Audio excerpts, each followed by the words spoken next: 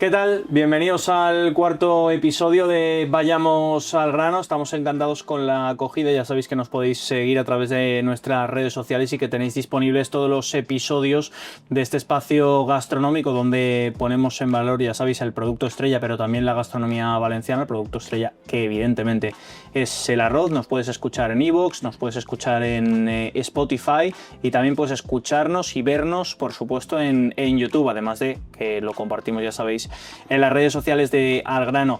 El hilo conductor de este espacio y lo que venimos repasando en los primeros episodios, ya sabéis que es el mundo gastronómico en la Comunidad Valenciana, sobre todo centrado en el mundo del arroz. Hemos tenido desde un CEO de un grupo gastronómico, el tercer episodio fue con Alejandro Platero, tuvimos a Juan Valero de Tartana, pero si la gastronomía valenciana tiene que hablar de arroz, hay sin lugar a dudas una persona que yo creo que es, si no de los que más se está peleando por este producto gastronómico a nivel internacional, si no es el que más lo hace, está en el top 3 sin lugar a dudas, al menos en cuanto a preocuparse de que el arroz valenciano llegue a la mesa prácticamente, diría, de cualquier comensal en todo el mundo, pero también, por supuesto, aquí en su tierra, y es un placer para nosotros robarle un rato de esa agenda que tiene cogida con pinzas siempre, pero ha sacado ese ratito para sentarse aquí con nosotros, a Santos Ruiz. Santos, ¿qué tal? Muy buenas. Pues con mucho gusto, hombre, ya da mucha alegría. Yo vengo aquí a comer, ¿eh? ¿Cómo voy a venir a hablar?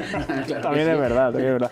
Que me sorprendí y te comentaba antes, tú eres ingeniero. Sí, ingeniero agrónomo, esa es mi formación, sí. Y acabas en el mundo de la gastronomía, vinculado al mundo del arroz, dedicándote además, porque compartimos un poco profesión a nivel comunicativa, ¿no?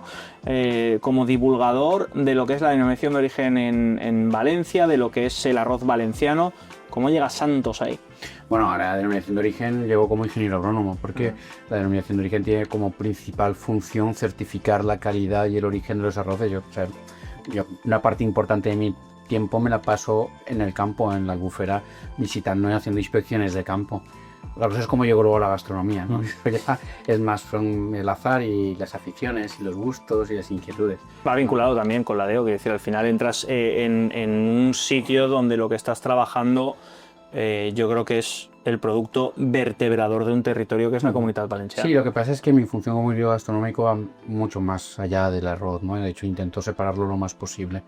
No, el arroz es una cosa, una más, un pilar más de la gastronomía valenciana. Y ahora de crítico gastronómico lo evalúo todo. Los restaurantes de arroces y casi más los que no lo son. Mi hermano Carles, que es al final un poco el que está en el día a día en contacto con el arroz, utiliza muchas variedades y no te puedo preguntar, porque claro, da la sensación ahora de que si no cocinamos con bomba nos estamos pegando un tiro en el pie, pero hay muchas más variedades. Yo interrumpo un momento porque, a ver, al fin y al cabo hay muchos tipos de arroz, hay muchos restaurantes, muchas cocinas y muchas maneras de hacer las cosas. Entonces, yo creo que es muy importante que el cocinero sepa qué grano de arroz le viene bien a su restaurante, por los tiempos que le gasta, por las cocciones que hace, por los caldos que tiene, porque cada grano de arroz depende cómo esté hecho en el molino, digamos, o en los poros que tenga, la absorción que tenga, por decirlo así fácil, tiene una asimilación diferente, si es caldoso, si es seco. Entonces, esa información la tienen que tener muy claro los cocineros que trabajan el arroz. Lo que tienen sobre todo es que conocer el arroz. Mira, y pensar. No se puede simplificar en cuanto a esta variedad es mejor o... Todas las variedades de arroz se definen por dos tipos de atributos. Unos que son atributos organolépticos, es decir, cómo se comportan después cuando te los comes, qué percibes de ellos. Pues hay unos que son más firmes, otros son más cremosos, unos son más húmedos, otros más secos. Atributos organolépticos. Y luego los otros que también son muy importantes y hay que tenerlos en cuenta es, como dice Carlos, los atributos culinarios. Es decir, pues este resiste más la sobrecocción, este me resiste muy bien el reposo, con este necesito menos tiempo de cocción, o este funciona mejor cuando los caldos están más trabados, menos. El cocinero debería de hacer una reflexión en cada momento, primero respecto de cuál es el resultado final que él busca en el plato. Porque un arroz muy suelto, a lo mejor el bomba es una buena opción, ¿no? Pero sin embargo, si quieres unos arroces más melositos, más cremosos, como nos gustan a los valencianos, igual hay otras variedades que te pueden funcionar más, eso depende. Pero luego también, pues, circunstancias personales. Dice, mira, yo es que no me atrevo mucho, es que yo soy un poco... Con el bomba es verdad que tiene... Pero no siempre el bomba va a ser el mejor, ¿eh? Sí, bomba, albufera, ¿no? También puede ser una variedad que también te aguante, que pueda ser un poco más guerrera. No, yo es que ahora mismo estoy enamorado de la albufera. La verdad es que, y no solo yo, en general la hostelería también, yo creo. La albufera es una variedad que tiene un equilibrio fantástico entre cremosidad y firmeza, lo cual es una cosa que nos entusiasma. Y buen reposo también. Muy buen reposo y cierta resistencia a la sobrecocción, ¿eh? Más de lo que nos pensamos, no tanto como el bomba, es verdad, porque lo del bomba es magia, pero tiene una muy buena resistencia. Tú puedes pasar sobrecocer el albufera 3, incluso 4 minutos y no pasa nada. Y si te pasas más de 4 minutos, dedícate a otra cosa que la Correcto. Sí. Nosotros aquí trabajamos el albufera y trabajamos el marisma. Marisma también es bueno. Vamos, lo que pasa que el marisma es, como he dicho yo siempre, tienes que estar más al detalle, porque ese sí que tienes que clavar la cocción. Sí. Entonces el arroz pareció un poco al carnaroli también, ¿no? Un poco más... para mí, yo siempre lo he dicho, el carnaroli es el arroz demonio, yo no he conseguido darle el punto perfecto, es el único que se me escapa. Bueno, es que el carnaroli tiene otras cocinas. Sí. El carnaroli es un arroz que no absorbe el sabor como lo absorben los nuestros, pero que tiene mucha firmeza. ¿Dónde tiene sentido el carnaroli? Los risotos italianos, en un risotto italiano tú no intentas que el sabor, que el arroz absorba el sabor, se lo das el sabor va con la mantecatura que tú vas aportando. Sin embargo, necesitas un grano que sea muy firme para aguantar toda esa grasa. Si tú haces un risotto con nuestros arroces, yo no te lo recomiendo, porque no tienen tanta firmeza como para aguantar todo su aporte de grasa. De la misma manera te digo, si estás haciendo un arroz, una paella con carnaroli, pues es del género tonto, la verdad. Totalmente, por la cantidad de variedades que hay. Me gustaría un poco, porque al final nosotros, yo creo que todos a nivel cognitivo, aunque sea de forma muy bestia, sabemos cómo se produce el aceite. Tú recoges la aceituna, la prensas en la almazara y sacas el aceite. La uva sabes que la recoges, la pisas y sale bien. Tiene mucha más complejidad, ¿vale? Evidentemente, pero simplificándolo mucho. En el mundo del arroz, la gente, sí, pasas por la albufera, los que vivimos aquí cerca, y nos sigue impresionando cómo va cambiando entre estaciones, cuando está lleno de agua, cuando no, cuando está verde, cuando seca, cuando se quema.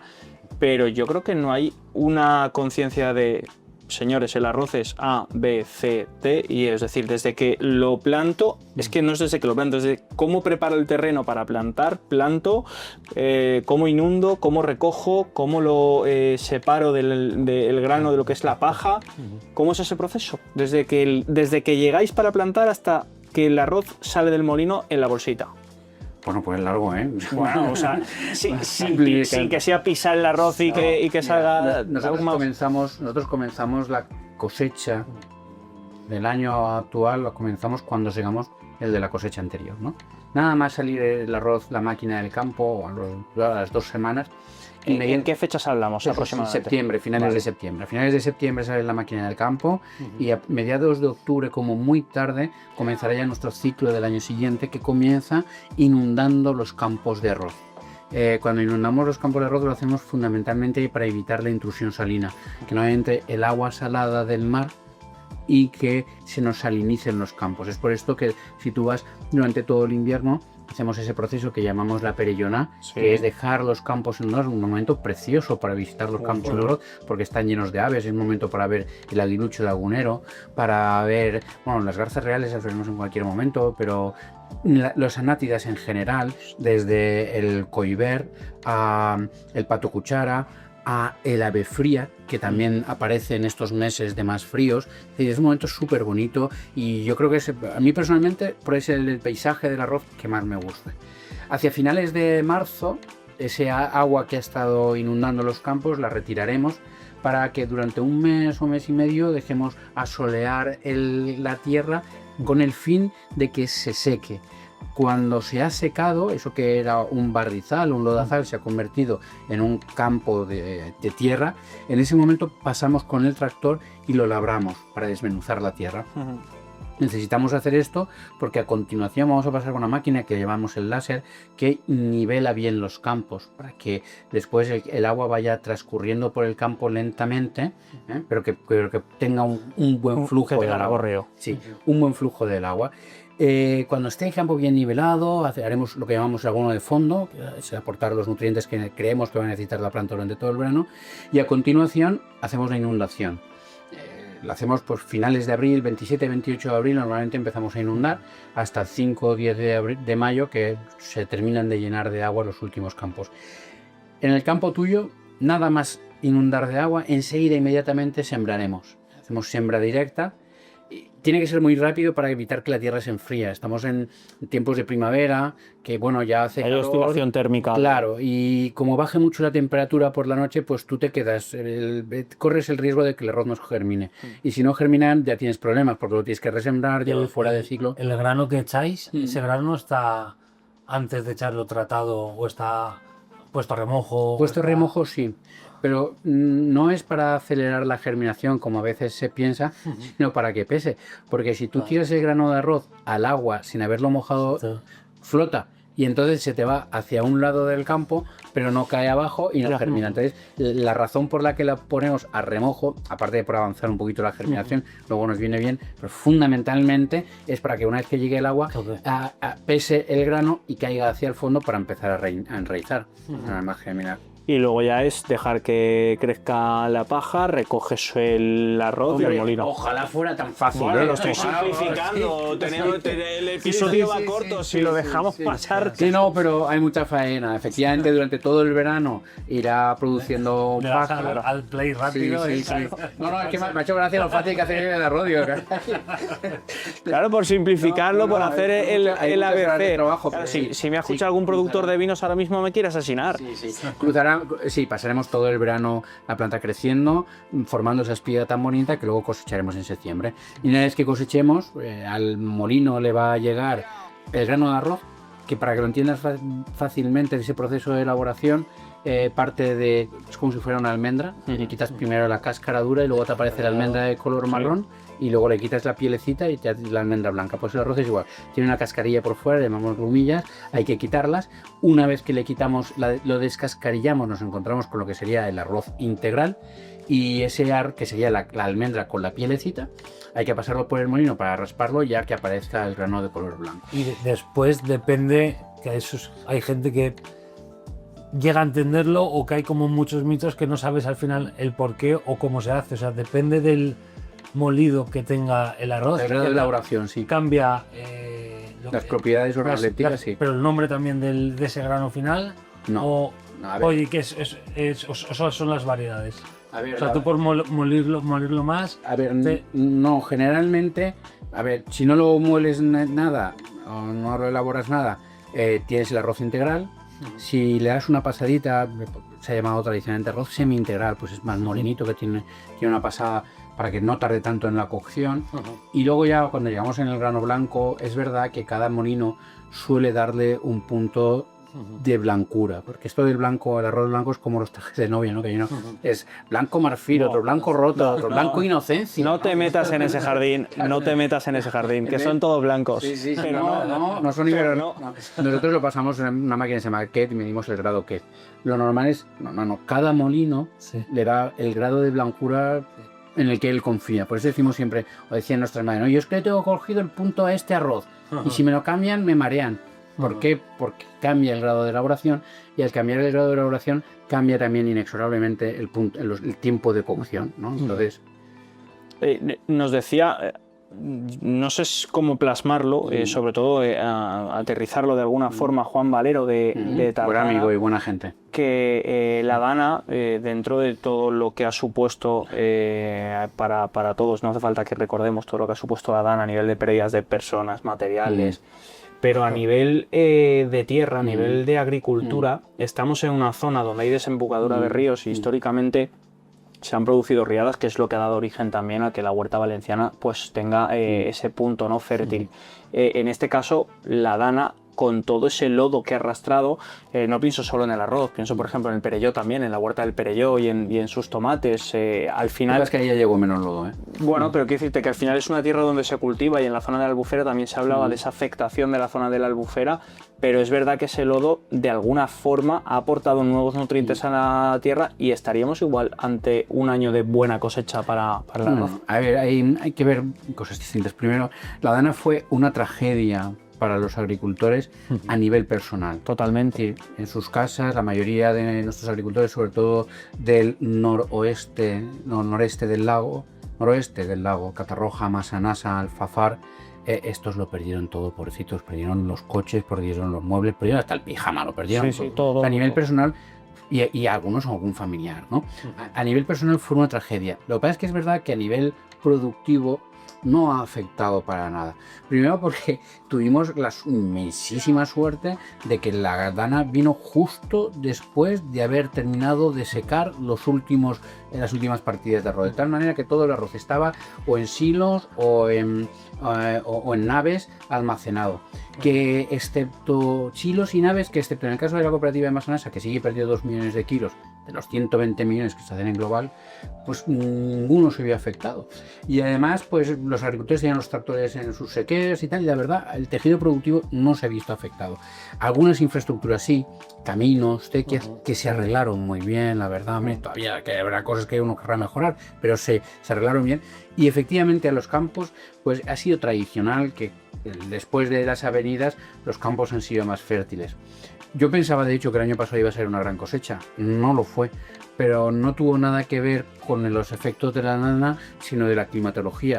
No sé si os acordáis, pero el verano pasado fue tremebundo. Tuvimos muchísimo calor y sobre todo tuvimos muchísimo calor al principio del verano. Y eso pues nos ha producido grandes ataques de pericularia, que es un hongo que ataca el arroz. Afectó también en ciertas variedades, fundamentalmente a la floración, y ha sido una campaña que en algunas variedades ha sido dramática, sobre todo en Bomba y en Albufera ha sido dramática, y en otras, como es el caso del J. Sendra, pues bueno, no ha sido dramático, pero no ha sido una mala cosecha. Ahora, ¿qué va a pasar este año? Pues si yo lo supiera, ¿sabes? Pero vamos, recemos para que vaya todo bien. Has dicho que estás vinculado al mundo de la gastronomía más allá del arroz y yo creo que la gastronomía en la Comunitat Valenciana evidentemente También va es mucho arroz, más allá del arroz. De hecho, yo cuando viene la gente aquí al grano se come muy bien el arroz y en miles de sitios, pero se hacen más cosas. Los entrantes, por ejemplo, no llevan arroz, hay carne y pescado. Y alcachofa, yo me quiero alcachofas de dibujo, ¿eh? No, las cachofas son muy ricas, la verdad es que tenemos producto. Tenemos la suerte de estar en una zona donde a nivel de huerta producimos producto maravilloso. ¿Crees que somos un poco reduccionistas en cuanto a la gastronomía valenciana? A la hora de hablar de gastronomía valenciana, todo el mundo tiene en la cabeza la paella valenciana.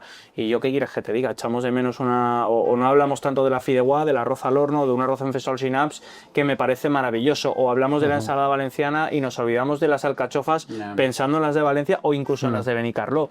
Tenemos mucho producto que va más allá del arroz. No sé si somos quizá un poco reduccionistas cuando hablamos de... Fíjate, donde tú ves una debilidad, yo veo una oportunidad, ¿eh? Tú sabes lo que darían en otras comunidades autónomas por tener algo como Sí, totalmente. Ella. Yo no estoy de acuerdo. Creo que es verdad que tenemos nuestra fortaleza en eso, que forma parte de nuestra identidad cultural. Es que los valencianos, cuando hacemos una fiesta, ¿qué se nos ocurre hacer en una paella? No se nos ocurre hacer una fabada, coño. Una paella. Claro, el grano es lo nuestro. Claro, entonces es normal que la gente, pues cuando va al restaurante, pues es el día de fiesta y acaban comiendo los platos de fiesta. Creo que sí que es verdad que durante algunas décadas, hasta hace una década, hemos sido muy reduccionistas en la gastronomía arrocera. Es verdad que, bueno, hacía Josep Pla en el año 1972, decía Josep Pla, els arrossos que cuinen a la restauració valenciana són d'una qualitat tan discutible que han contribuït molt a la vida familiar valenciana. Volia dir l'home que la gent, els restaurants feien paelles tan ruïnes que la gent prefería echar Sí, totalmente. Pero, bueno, era también una cosa normal, porque el cliente siempre come en el restaurante aquello que no va a comer en casa. Y luego es el recuerdo, que se dice mucho, el recuerdo que tú tienes de pequeño. Bueno, y La paella que sí, te pero hacían, fíjate, cuando antiguamente, sobre todo las abuelas, guisaban de la hostia. Y saben de la hostia y guisaban arroz todos los días en su casa. Cuando Sí. iba la gente al restaurante no quería comer una paella, quería comerse un solomillo. Claro. Entonces, ¿quién comía en la paella en ese momento? Pues los turistas. Sí. Por eso cuando Josep Pla llegaba por aquí le daba una paella de turistas. Esto ha cambiado mucho, sí, ha cambiado mucho. Ahora no, ahora pasa todo lo contrario. La gente sigue queriendo comer en el restaurante aquello que no come en casa. Muy bien. Pero ahora es más fácil comerse un solomillo en casa o una dorada en casa que un buen arroz que te lleva tiempo, que tienes que saber hacerlo. Y entonces cuando vas al restaurante, ¿qué piden? Paella. Y entonces eso ha hecho, perdón un momentito, Carlos, eso ha hecho que el nivel del restaurante, del arroz en la hostelería valenciana, haya subido muchísimo. No han cambiado tanto los cocineros como la exigencia del cliente. Y que luego está en nosotros el poder enseñar las nuevas técnicas aplicadas al mundo del arroz. Y que esto hay que enseñar también poco a poco, porque también la gente en casa, gastronómicamente, tampoco está tan enseñada a sacarle de un arroz de paella valenciana, uno del señoret, uno de pato, setas y pa, a que tú le hagas un arroz, por ejemplo, podemos hacer un arroz de lengua de pato, por ejemplo, a baja temperatura, que luego lo tuestas, te queda como si fuera la careta y lo puedas poner, le puedes rechinar un poco, entonces es función nuestra el poco a poco ir metiendo en alguno de nuestros platos algún arroz con alguna técnica diferente para que la gente vaya viendo la evolución que va viendo. De hecho, que voy a escuchar lo de la lengua de pato a alguien, igual lo ha hecho un poco. Yo lo hubiera pedido hoy, ¿sabes? O sea que incluso ampliar la despensa, ¿no? Porque es muy curioso, esto también, ahí sí que éramos reduccionistas, los restaurantes valencianos, los alicantinos siempre tuvieron la mente mucho más abierta. En Alicante habían arroces de 1000 cosas distintas. Sí. Sin embargo, en Valencia no es curioso, en el restaurante no salíamos de la paella, el arroz habana y el arroz negro, cuando en casa nuestras madres han hecho arroz de lo que el mercado les daba barato y bueno en temporada, ¿no? Y sin embargo, allí sí que hemos sido reduccionistas y habéis cambiado y nos estáis cambiando mucho el paladar y el gusto, los hosteleros, que os atrevéis a hacer cosas distintas. Te pregunto porque vamos a pasar los 20 minutos ya. Ya me están haciendo Es que me los parece muy compañeros. poco, la verdad. No, sí. No me siento a hablar con Carlos y estoy llorando. Pues lo bueno es que ya se nos han quedado un par de episodios cortos, haremos un volumen 2, pero sí te quiero preguntar a nivel, porque estás pisando el campo, pisando el restaurante y entre comillas compartimos lo de pisar una redacción periodística Claro, a nivel de creo. divulgación. ¿Qué crees que falta o cuáles son los pasos que se tienen que dar a futuro para que la gastronomía valenciana siga creciendo? No te hablo de Valencia, te hablo de a nivel internacional, porque yo creo que, por lo que has dicho tú, los últimos años ya se ha elevado ese nivel de cocina tradicional en Valencia, que quizá cuesta un poco más exportar. Pues mira, a ver, yo entiendo que me estás preguntando la gastronomía en general, no solamente la arrocera, ¿no? Sí, puedes centrar el tiro en el arroz, pero también hay mucho más allá. Yo creo que la gastronomía valenciana ha expresado su excelencia a través de los restaurantes de cocina creativo. Y creo que de lo que andamos necesitados es de que el resto de las cocinas se crean también lo suficientemente importantes como para alcanzar la excelencia. Me explico. Si tú piensas ahora en un grandísimo restaurante donde además de comer muy bien tengas un servicio maravilloso, una bodega extraordinaria, una cristalería de lujo, tal cual, eso te va a reducir siempre. Piensa, tú puedes decir que hay 10, 12 o 15 de esos restaurantes en la Comunidad Valenciana, pero de los 12 o los 15 que te vengan a la cabeza van a ser siempre restaurantes de cocina creativa. Creo que el gran reto que tiene la cocina valenciana es llevar hasta la excelencia la cocina tradicional y la cocina de mercado. ¿Qué arrocerías? Pues mira, cocineros que tienen buen gusto, como es el caso de Carlos, acompañan la propuesta más allá de simplemente que el plato esté rico. Me fastidia esto que oigo a veces tenemos tal presupuesto, no, con eso, pues vamos a comer un arroz y ya está. ¿Cómo coño comer un arroz y ya está? Hay que llevar el arroz a la excelencia y para eso hay que poner el mejor producto posible. Y para eso a lo mejor habrán restaurantes de arrocerías que se pueden mantener en los 35 euros, otros en los 50, y tendrá que haber también arrocerías que se lleguen a los 100 o a los 150 euros, justificando el precio. Claro, porque te han puesto una gamba extraordinaria, porque te han puesto una langosta extraordinaria, porque tienes una copa que vale 15 pavos, exactamente igual que en la cocina creativa. Lo que no entiendo es por qué el segmento de la excelencia tiene que estar limitado solamente a la cocina creativa. Hemos hablado de las arrocerías, pero podíamos irnos a los restaurantes de cocina de mercado. ¿Cuántos restaurantes de cocina de mercado hay en la Comunidad Valenciana que estén evolucionando hacia la excelencia? Hostia, pues yo me quedo Yarza, tal vez. Yarza. Y se me ocurre poca cosa más, ¿sabes? ¿Por qué? Y Yarza tampoco está en el territorio de la excelencia, le queda mucho recorrido por hacer. Es decir, yo creo que los cocineros, o los pereros, ¿no? Tenéis que creer en vosotros mismos, en estas otras cocinas, y creer que tenéis recorrido para mejorar, o para mejorar la experiencia gastronómica también en el entorno de la cocina tradicional y la cocina de mercado. Y luego el cliente creo que empieza a estar también tan aburrido de cosas que se suponen creativas y a veces apenas llegan a ser originales, que andan buscando restaurantes refugio en los que volver al sabor y a la palatividad de las recetas de siempre. Pero quieren o queremos hacerlo también en el entorno de la excelencia. Sí, el problema es que ahí muchas veces ligarlo todo es muy difícil, porque el que va a lo tradicional quizás está un poco más alejado de esa excelencia, y el que va a la excelencia pues es un iluminado. Estoy pensando en Quique da Costa en sus orígenes y antes de lo que mantiene, por ejemplo, en Denia.